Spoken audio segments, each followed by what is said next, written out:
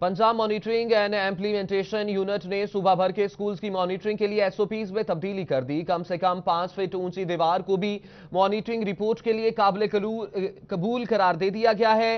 हर school की किसी एक क्लास में बच्चों के लिए दस्तयाब फर्नीचर भी चेक किया जाएगा।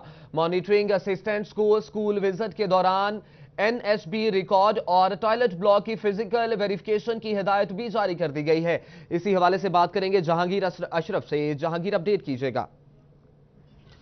जी, Punjab monitoring and implementation unit की तरफ से फैसलाबाद समेत सूबा भर के जो सरकारी स्कूल्स की मॉनिटरिंग है उसके नए एसओपीज जारी किए गए हैं, नए इंडिकेटर्स शामिल किए गए हैं। इस हवाले से एमईएस को कहा गया है कि वो बिलखसूस चार दीवारी के हवाले से, फर्नीचर के हवाले से और इसके अलावा नॉन सैलरी बजट और जो बाउंड्री वाल के अलावा साथ साथ टॉयलेट ब्लॉक्स हैं उनका जायजा लेंगे और इस हवाले से उनकी फिजिकल मॉनिटरिंग की जाएगी। इन चारों जो इंडिकेटर्स हैं उनकी एसओपीज जो तब्दील किए गए हैं उसके मुताबिक कहा गया है कि अगर बाउंड्री वाल चेक की जाएगी तो उसमें देखा जाएगा कि कम से कम 5 फुट ऊंची चारदीवारी होना लाजमी है। कोई गैप मौजूद ना हो, अगर कहीं गैप है तो उसकी तस्वीर बनाकर जो सॉफ्टवेयर है उसमें अपडेट की जाएगी। इसी तरह से फर्नीचर के हवाले से एमईएस को हिदायत की गई है कि स्कूल के सरप्राइज विजिट के दौरान रैंडमली क्लासेस को चेक किया जाएगा और हर क्लास में बच्चों की तादाद के तनासुब से फर्नीचर की अवेलेबिलिटी को देखा जाएगा और फर्नीचर की कमी की रिपोर्ट की जाएगी। इसी तरह से नॉन सैलरी बजट के हवाले से बात की गई है। एसओपीज जो तब्दील किए गए हैं उसमें